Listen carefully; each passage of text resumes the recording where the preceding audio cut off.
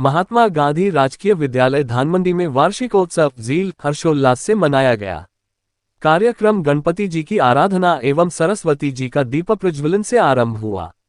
कार्यक्रम की अध्यक्षता स्थानीय विद्यालय की प्रधानाचार्य ऋचा रूपल ने की एवं मुख्य अतिथि प्रो महीप भटनागर एवं प्रो गायत्री तिवारी जी थे। विद्यार्थियों को पुरस्कार वितरित किए गए एवं विद्यार्थियों के द्वारा शानदार प्रस्तुतियों ने समा बांध दिया। इस अवसर पर विशिष्ट अतिथियों के रूप में रंजना कोठारी, संयुक्त निदेशक लोकेश भारती, जिशी कुंज बिहारी, खंड शिक्षा अधिकारी पंकज शर्मा, जयश्री असनानी, पार्षद थानाधिकारी रविंद्र सिंह, कैलाश रावल आदि उपस्थित थे। कोर्ट क्लब का शुभारंभ किया गया। विद्यालय का समस्त स्टाफ यथा ऋचा रूपल, सुरेश कालानी, नवनीत शर्मा, डॉक्टर कमलेश जांगीर, प्रतिभा आनंद, मोनिका छाजेर, डॉक्टर योगिता वाधवानी, मूमल टांक, नीता लालवानी, करुणा वया, जगदीश जाट, वंदना चौधरी, अशफाक कुरैशी, सुनीता जैन, अभिलाषा चौहान, नीतू राठी, टीना भाटी, सलीम छिपा, नीता माथुर, खुशबू मीना आदि उपस्थित थे। संचालन योगिता वाधवानी एवं जगदीश जाट ने किया। आइए हम खड़े हैं महात्मा गांधी गवर्नमेंट स्कूल धानमंडी के अंदर। यहाँ पे हमारे साथ दो विधायक प्रतिनिधि यहाँ पे मौजूद हैं। एक तो है कैलाश जी साहू जो एडवोकेट है, अधिवक्ता भी हैं और समाज के लिए काम करते हैं। अभी रिसेंटली इन्होंने समाज के लिए सामूहिक विवाह का जो 33वां सामूहिक विवाह और तुलसी विवाह कराया। पहले आप उसके बारे में बताएं। समाज द्वारा मैं एडवोकेट कैलाश साहू समाज समाज का 33वां आदर्श सामूहिक विवाह भव्य तरीके से कराया गया था, जिसमें तुलसी विवाह का भी आयोजन कराया गया था और बहुत ही शानदार तरीके से 7-8 हज़ार लोगों का कार्यक्रम हुआ था। आज इस स्कूल परिसर में मैं और हमारे साथी ललित जी पगरे साहब विधायक प्रतिनिधि के रूप में हूँ यहाँ पर माननीय विधायक हमारे प्रतिनिधि जैन साहब की तरफ से प्रतिनिधि बने हैं। उनका प्रतिनिधित्व हम महात्मा गांधी स्कूल का करते हैं।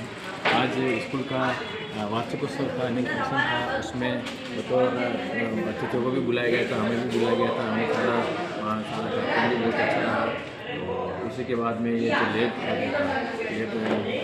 था और लेब में जो बच्चों का जो हमने देखा, बच्चों का जो उत्साह देखा और बच्चों के जो क्रियात्मक जो प्रोडक्टिव और जो क्रिएटिव जो वर्क था उनका बहुत ही मतलब सराहनीय और बहुत ही उन बच्चों को बहुत बहुत शुभकामनाएं देता हूँ और उज्जवल भविष्य की शुभकामनाएं देता हूँ। उनमें मतलब बहुत ही कम कॉस्ट के जैसे आपने देखा होगा कि एक CCTV कैमरा उन्होंने मोबाइल में चला के बता रहे हैं, वो 500-600 रुपये के कॉस्ट का है।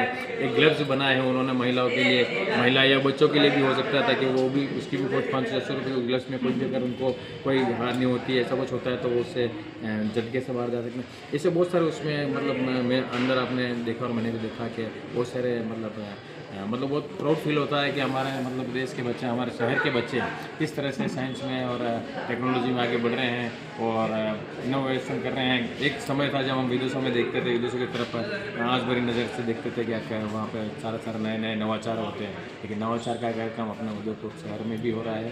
बहुत ही बधाई के पात्र हैं, विद्यालय स्टाफ बधाई का पात्र है और मैं सभी बच्चों के उज्ज्वल भविष्य की कामना करता हूँ। जय हिंद, जय भारत। आइए साथ विद्यालय एसोसिएशन के डायरेक्टर साहब खड़े हैं। कोडिंग एंड रोबोटिक्स के बारे में यहाँ पे बहुत ही शानदार अंदर कार्यक्रम चल रहा है।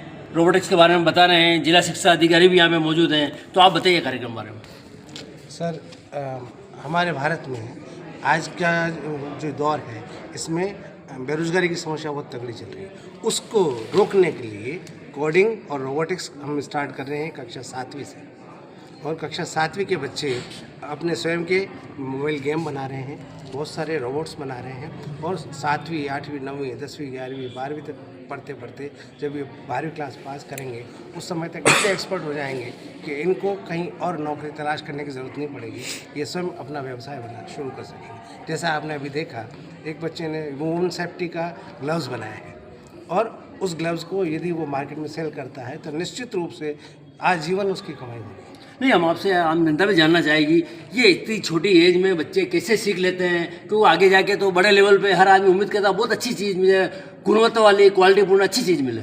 सर, ये विद्यालय उद्यम एसोसिएशन जो हमारा एसोसिएशन है, हमने अभी वर्तमान में 11 स्कूलों में इस तरह की लैब स्थापित की है और 60 विद्यालयों में कोड फॉर चेंज के कार्यक्रम के तहत कोडिंग एंड रोबोटिक्स हम सिखा रहे हैं। मेरे पास 18 इंजीनियर साथियों का एक ग्रुप है जो वॉलंटरीली मेरे साथ काम कर रहे हैं और वो उन स्कूलों में जा कर के कक्षा 7वीं से इंजीनियरिंग की शिक्षा दे रहे हैं और रेगुलर कक्षाएं चल रही हैं, जिसके माध्यम से बच्चे ज्ञान प्राप्त कर रहे हैं और उस ज्ञान का उपयोग करते हुए इस तरह के जो क्रिया है वो कर रहे हैं। गुरु जी, हम जानना चाहते हैं जनरली क्या होता है, कोई साइंस वाला बच्चा साइंस पढ़ेगा, डॉक्टर बनेगा, कोई मैथमेटिक्स पढ़ेगा तो इंजीनियर बनेगा, कोई इंजीनियर्स के अंदर जाएगा, तो इसके लिए स्पेशल कोई क्वालिफिकेशन या कुछ?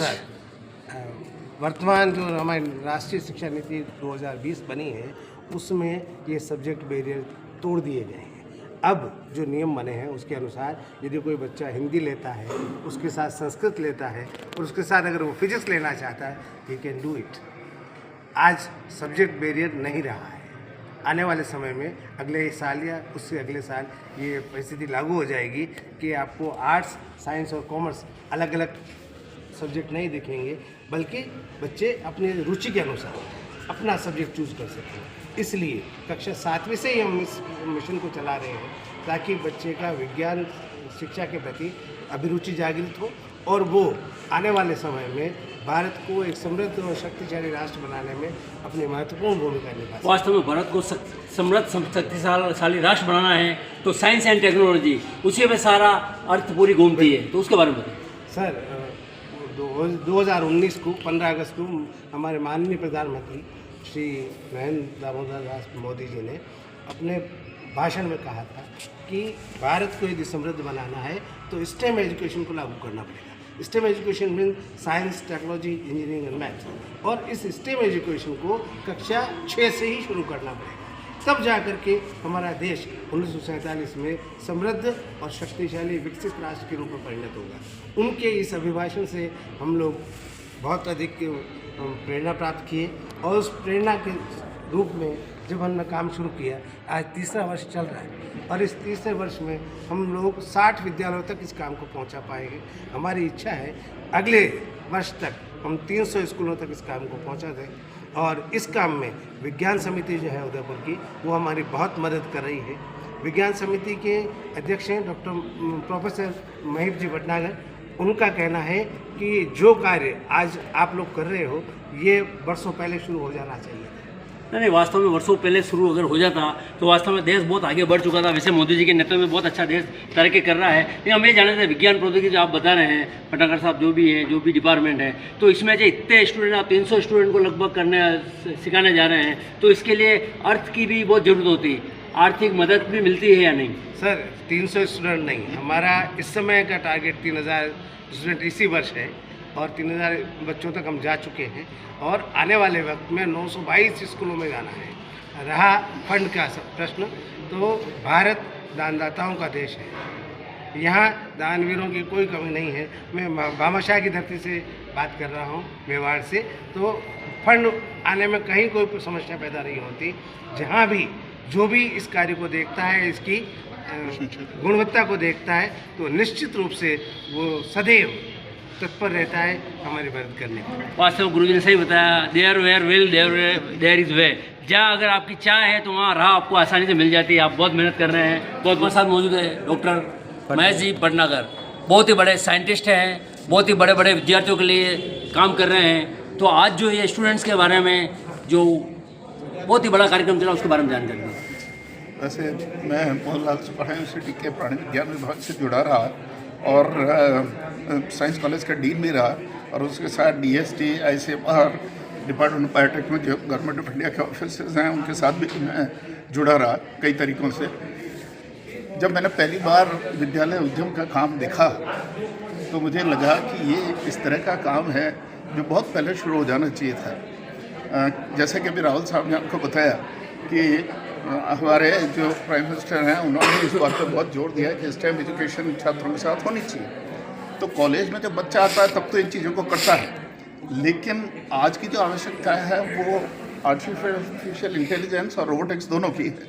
और ये बच्चा अगर 7वीं क्लास का या 6ठी क्लास का बच्चा अगर अब इसे सीखे तो इसकी एप्लीकेशन बहुत ज़्यादा है। आप देखें कि मोबाइल यूज़ कर रहे हैं, घर में जो अप्लाइंसेस आ रहे हैं, या जैसे वॉशिंग मशीन ही सपोज मान लो, या कोई क्लीनर है। आप देखें आजकल घर में जो क्लीनिंग का काम करता है उसमें एक मशीन है, वो रोबोट पूरे घर का क्लीन कर देता है। आप उसको एक नक्शा बना के देते हो उसमें वो पूरा तो ये आर्टिफिशियल इंटेलिजेंस आजकल बहुत इंपॉर्टेंट हो रही है। बच्चों को अगर शुरू से थोड़ा बेसिक इसमें सिखाया जाए और फिर एडवांस सिखाया जाए तो नेचुरली आने वाले समय में देश के लिए कई तरह के प्रोजेक्ट्स, जो अच्छे प्रोजेक्ट्स हमारे लिए मददगार हो सकते हैं, वो कर सकती है। अभी जैसे आप जानते हैं कि चाइना बहुत आगे है आर्टिफिशियल इंटेलिजेंस में, और 2 दिन पहले मोदी जी ने कहा कि हमको उनसे आगे बढ़ना है। तो आगे बढ़ने का उपाय यही हो सकता है कि हमारे देश में जितने छोटे बच्चे हैं, हर स्कूल में इस तरह की एक लैब हो।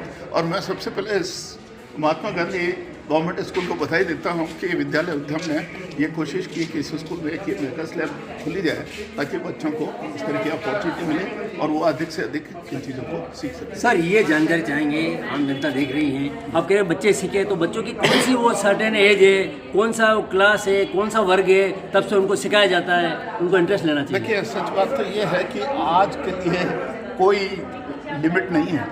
मैंने 6ठी क्लास के बच्चे को लैपटॉप के ऊपर एक रोबोटिक गेम बनाते हुए देखा है और उसको खेल के भी देखा है। अगर 6ठी क्लास का बच्चा उसको कर सकता है तो मैं सोचता हूँ फिर सभी बच्चे कर सकते हैं। सवाल है अपॉर्चुनिटी का, और सही अपॉर्चुनिटी सही समय पर उनको मिले।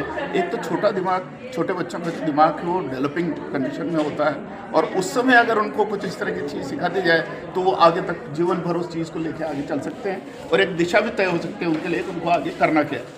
मैं सोचता हूँ कि साइंस में, विज्ञान में रुचि बढ़ाना बहुत आवश्यक है आज के ज़माने में, और वही बच्चे आगे जाके देश के अच्छे साइंटिस्ट हो सकते हैं, और हमको बहुत से साइंटिस्ट की ज़रूरत है। तो मैं सोचता हूँ ये एक बहुत अच्छा प्रयास है। नहीं, आप बहुत ही अच्छी बात बताई आपने।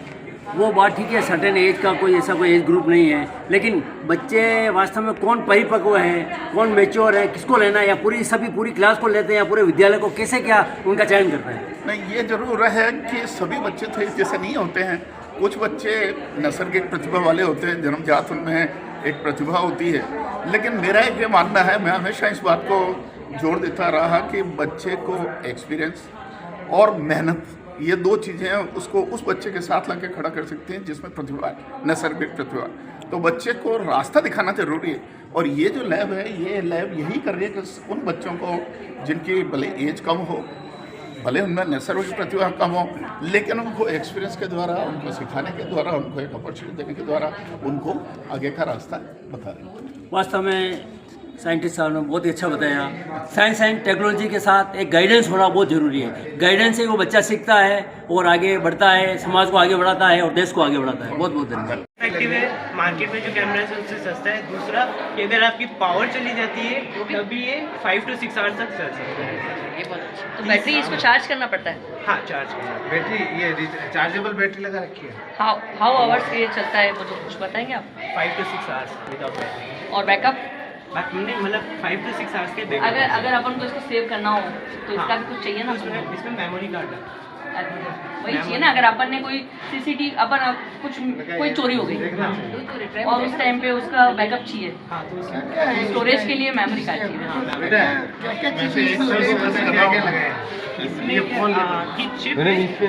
256 GB का कार्ड लगा दो, वही बैकअप कम से कम 15। आइए हम आज मौजूद हैं महात्मा गांधी गवर्नमेंट स्कूल दान मंडी। हमारे साथ प्रिंसिपल साहिबा भी मौजूद हैं। तो प्रिंसिपल मैम, पहले तो आप अपना परिचय दीजिए। मैं रिचा रूपल, प्रिंसिपल MGGS धान मंडी उदयपुर। तो मैम ये बताइए, जो आपके यहाँ साइंस एंड टेक्नोलॉजी के बारे में बहुत ही बड़ा कार्यक्रम चल रहा है, सारे स्टूडेंट उत्साहित हैं, तो इतने सारे टेक्नोलॉजिस्ट भी आए हुए हैं, साइंटिस्ट आए हुए हैं, तो उस कार्यक्रम के बारे में बताएं। हाँ, हमारे यहाँ विद्यालय उद्यम संस्थान से हमने एसोसिएट किया है, और जिसके तहत हमारे स्कूल में कोडिंग, एनिमेशन, स्क्रैच, ये सारी गतिविधियाँ कंप्यूटर के अंतर्गत, कंप्यूटर सेक्शन के अंतर्गत चलती हैं।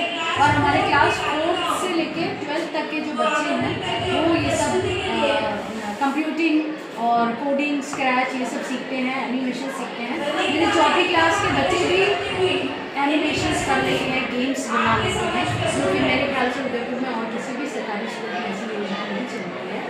और इसी के तहत हम ये चाह रहे हैं कि हम एक कोड क्लब की स्थापना हम कर चुके हैं, जहाँ हमारे बच्चे जो प्रॉपर्ली ट्रेन हो गए हैं वो पूरे संभाग के बच्चों को सिखाएंगे, ताकि हमारी नॉलेज जो है वो और दूसरे स्कूल्स तक भी पहुँचे। इवन सलूम्बर को भी हम टारगेट कर रहे हैं, तो पूरे ज़िले में सबके बीच में ये कंप्यूटर लिटरेसी अच्छे से हो जाए, और हमारे गवर्नमेंट स्कूल के बच्चे भी किसी क्षेत्र में कम नहीं हों, ये हम इंश्योर करना चाह रहे हैं और इस दिशा में हमने काफ़ी लैब्स स्थापित कर लिए हैं। हमारे यहाँ भी कोड क्लब की पूरी कंप्यूटर लैब है जहाँ बच्चे ये सब कोडिंग का काम सीखते हैं। जनरली कोडिंग का जहाँ आता है तो साइंस से रिलेटेड होता है कोडिंग, तो कोडिंग के अंदर भी बहुत सारे अलग अलग सेक्टर होते हैं। कोई इंजीनियर बन रहा है, कोई आगे जाके डॉक्टर बनना चाहता है, तो सबके लिए क्या एक ही ये शिक्षा जो आप जो बता रहे हैं इनफ है या सबको अलग अलग सब्जेक्ट वाइज लेनी पड़ेगी? नहीं, वो अगर आगे इसी फील्ड में जाना चाहें वो एक अलग बात है, उसके लिए उनको स्पेशलाइज लेनी पड़ेगी शिक्षा। लेकिन अभी बेसिक्स जो हैं जिससे बच्चे की रुचि पहचान में आए कि उसको किस फील्ड में जाना है। बच्चे को अगर एनिमेशंस में जाना है, बच्चे को रोबोटिक्स में जाना है, एटलीस्ट उसको अगर एक्सपोजर मिल जाता है तो वो उसको पता रहेगा कि मुझे जीवन में आगे क्या करना है। क्योंकि अब ज़माना इसी का है, AI का ज़माना है, एनिमेशंस का ज़माना है, रोबोटिक्स का ज़माना है। तो वो अगर चौथे के बच्चे को ही वो एक्सपोजर मिल जाता है तो वो आगे चल के दिशा में और भी स्पेशलाइज ट्रेनिंग ले सकता है। बहुत ही अच्छा वर्ड बोला आपने। AI का ज़माना है, वास्तव में AI हर आदमी समझ नहीं पाता, AI का थोड़ा जानकारी देना। AI हम सब यूज़ करते हैं, हमको शायद पता नहीं है वो AI है, बट जैसे हम गूगल मैप यूज़ करते हैं, गूगल मैप यूज़ करके गूगल को बोलते हैं कि हमें इस दिशा में जाना है, तो एक वो AI ही है जो हमें गाइड करता है कि आपको टर्न लेफ्ट करना है, राइट करना है। आजकल चैट GPT बहुत कॉमनली यूज़ होता है, हम ये सारे टूल्स यूज़ करते हैं, शायद उसका नाम नहीं जानते, तो ये बहुत ही कॉमनली यूज़ हो रहा है। गूगल मैप्स तो हम कब से यूज़ करते हैं। तो मैम ये जानना चाहते हैं जैसे आपका धानमंडी स्कूल है, तो यहाँ से कितने बच्चे इसमें इंटरेस्ट ले रहे हैं, कितने आगे बढ़ रहे हैं? हमारी चौथी से लगा के 12वीं तक के सारे ही बच्चों को ये शिक्षा दी जाती है। हफ्ते में 3 दिन इसकी क्लासेस चलती हैं और इसमें सारे ही इंटरेस्ट लेते हैं। और जो बच्चे जिनको पढ़ाई में इंटरेस्ट नहीं है वो भी रोबोटिक्स और कोडिंग में बहुत इंटरेस्ट लेते हैं और बहुत अच्छा काम करते हैं। वास्तव में रोबोटिक्स और कोडिंग का बहुत ही शानदार कार्यक्रम हमने भी देखा। मैम हम ये जानना चाहते हैं, एक बच्चे 2 4 5 जने थे वो आए, उन्होंने बताया CCTV कैमरा हज़ारों रुपये के आते हैं, तो एक 5-7 में छोटी सी डिवाइस बताइए इसके बारे में। वो बच्चों ने इसी के तहत बहुत सारे मॉडल्स और एक्सपेरिमेंट्स बनाए जिसमें से एक था चाइल्ड गर्ल्स सेफ्टी के लिए ऐसे ग्लव्स थे कि अगर लड़की सुरक्षित महसूस करे रात को जाने में, तो अगर वो ग्लव्स पहन लेती है तो कोई भी मुसीबत के टाइम में उसको अगले व्यक्ति को झटका लग सकता है और तो उसकी सेफ्टी हो जाती है, तो उसको टाइम मिल जाता है बात में। इसी तरह से CCTV कैमरा भी उतना 1000-2000 से नीचे नहीं आता, वो इन बच्चों ने बनाया है 500-600 की रेंज के बीच, जिसका बैकअप भी होगा और जो कंप्यूटर अपने फ़ोन में भी चल जाता है। तो ये छोटे छोटे इनोवेशंस हैं और यही बच्चे आगे चल के साइंटिस्ट बनेंगे, बड़े बड़े आविष्कार करेंगे। पर एटलीस्ट छोटे छोटे बच्चे इन चीज़ों को एक्सपोजर मिल रहा है, वो समझ पा रहे हैं, सीख पा रहे हैं। यही हमारे स्कूल का उद्देश्य है। और मैम आपके स्कूल का उद्देश्य बहुत ही अच्छा है, तो आप बच्चों के सारे इतने सारे पेरेंट्स सारे देख रहे होंगे आपको, उन पेरेंट्स को आप क्या सजेशन देना चाहते हैं? पेरेंट्स को मैं यही बोलना चाहती हूँ कि हर बच्चा स्पेशल होता है, हर एक की अपनी यूनिक क्वालिटीज़ होती हैं, उनको एक्सेप्ट करना चाहिए और उनको मोटिवेट करना चाहिए। कोई किसी से कम नहीं होगा, कोई किसी फील्ड में आगे होगा, कोई दूसरे फील्ड में आगे होगा। ऐसा नहीं है कोई बच्चा पढ़ाई में कमज़ोर है, हो सकता है वो एनिमेशंस में बहुत अच्छा हो। ऐसे ही हम बड़े बड़े वैज्ञानिकों की जीवनी पढ़ते हैं तो देखते हैं, हो सकता है वो बेसिक पढ़ाई में बहुत अच्छा उन्होंने नहीं किया हो, लेकिन आगे चल के उन्होंने बहुत आविष्कार किए हैं। तो बच्चे को स्पेशल फील कराना, उसको ये महसूस कराना कि वो भी कुछ भी कर सकता है चाहे, ये मैं पेरेंट्स से चाहूँगी। और अपनी इच्छाएं बच्चों पे ना थोपें, उनको अपने हिसाब से जीने दें, उनको अपनी राह खुद चुनने दें। बच्चा उस अप टू मार्क्स पहुँच नहीं पाता है, कुछ कमज़ोर होते हैं, तो उनके लिए क्या क्या स्टैंडर्ड निर्धारित है या उनके लिए क्या एक्टिविटीज़ इस साल में चलती है? देखिए, सबसे पहले तो प्रेयर अपने आप में बहुत इफेक्टिव होती है। कोई ना कोई मोटिवेशनल बात कोई ना कोई टीचर या बोलते हैं जिससे बच्चे मोटिवेट होते हैं। फिर हमारे नो बैग डे सैटरडेज होते हैं, सैटरडे को बच्चे बैग नहीं लाते, तो ये पूरा दिन एक्टिविटीज़ में ही बीतता है। उसके बाद हमारे हाउसेज बने हुए हैं, red house, blue house, green house, yellow house, तो वो हाउस एक्टिविटीज़ होती हैं। जैसे महीने की सारी एक्टिविटीज़ एक हाउस करता है, तो उस हाउस एक्टिविटीज़ में सिंपली बच्चे हर तरह की एक्टिविटी में हर बच्चे को भाग लेना कंपल्सरी है और उसमें लीडरशिप डेवलप, क्वालिटी डेवलप होती है, प्रोग्राम को ऑर्गेनाइज करने की क्वालिटी डेवलप होती है। आज जैसे ये प्रोग्राम है, ये प्रोग्राम हमारा ब्लू हाउस ऑर्गेनाइज कर रहा है, तो ये पूरी सारी चीज़ें बच्चों को हर लेवल में बच्चा इन्वॉल्व होता है, चाहे किसी भी एज ग्रुप का बच्चा है। तो इससे अपने आप में बच्चे को सारी चीज़ें करने की क्षमता विकसित हो जाती है, मोटिवेट होते हैं। फिर उनको प्रोत्साहित करते हैं, जो अच्छा हाउस अच्छा चलता है तो आगे उसकी हम रनिंग ट्रॉफी देते हैं। अभी जैसे जिस हाउस में सबसे अच्छा काम किया उसको भी प्राइज देते हैं। मैंने बच्चों का सर्वांगीण विकास इसके बारे में जानना है। सर्वांगीण विकास यही तो होता है कि पढ़ाई के अलावा हर चीज़ में बच्चा जो है एक्टिवली पार्टिसिपेट करे, चाहे वो गेम हो, चाहे कल्चरल एक्टिविटी हो, चाहे को कल्चरल एक्टिविटी हो, तो यहाँ से आपको वो चीज़ मिलेगी। छोटे से छोटा बच्चा जो है वो भी आपको एकदम कॉन्फिडेंस मिलेगा, जो कैसी भी परिस्थिति को दे सकेगा।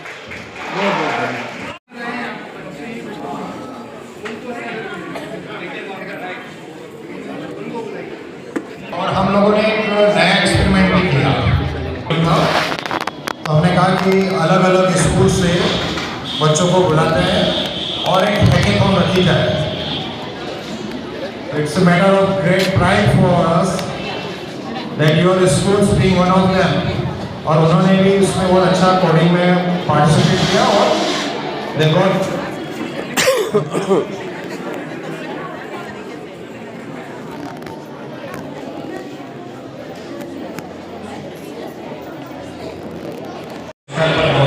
सभी बच्चों से निवेदन करना चाहता हूँ कि मेहनत पूरे मन से करो, पूरी ईमानदारी से करें, आप अवश्य सफल होंगे।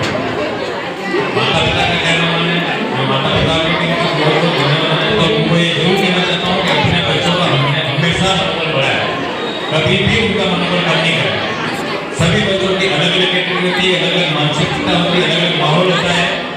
हमें ऐसा नहीं है कि एक बच्चे को देखकर हम अपने बच्चों को ताना मारे या उनको ही पालना करना चाहिए। आपने सबसे जैसे नहीं ये करना चाहता हूँ, सभी बच्चों को एक समान समझो, इनोवेटिव करता रहे, इन्हें मोटिवेशन करता रहे। मैं आप यहाँ मुझे बुलाया और बोलने के लिए और मैं सुनने की आशा किया, इसलिए बहुत बहुत धन्यवाद देता हूँ। जय जय भारत।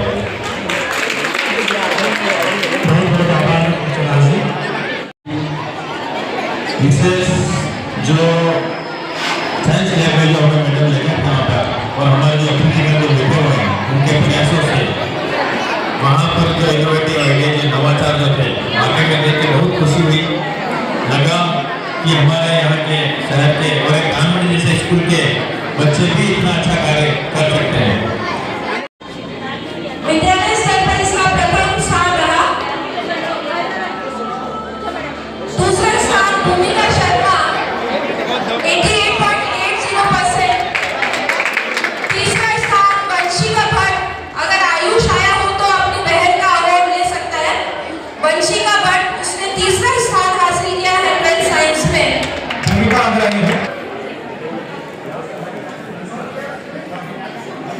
तीसरा स्थान सुहानी जिंदल 82.60।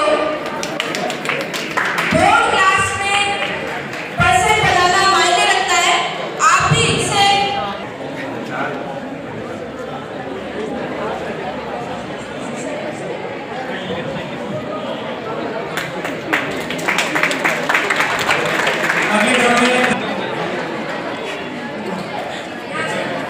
अगले क्रम में इरम कुरैशी तैयार रहे।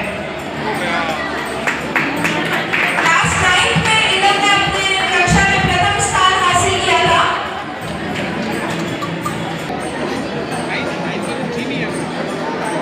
भूमिका कुमार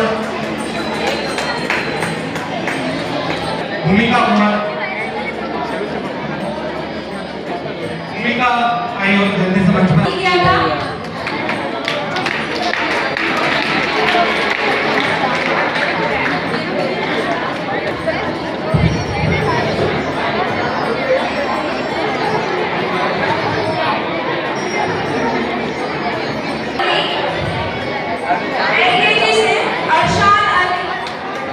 विद्यार्थियों को पारितोषिक देने के पश्चात आपका स्वागत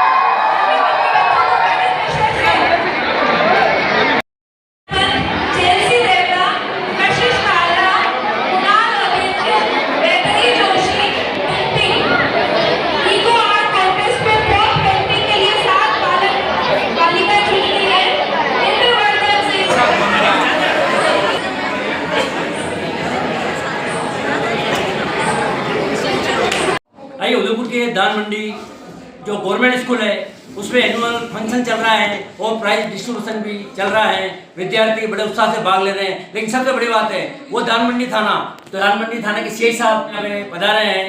बच्चों को सबको उन्होंने आशीर्वाद दिया, सबको प्राइज डिस्ट्रीब्यूशन भी किया है।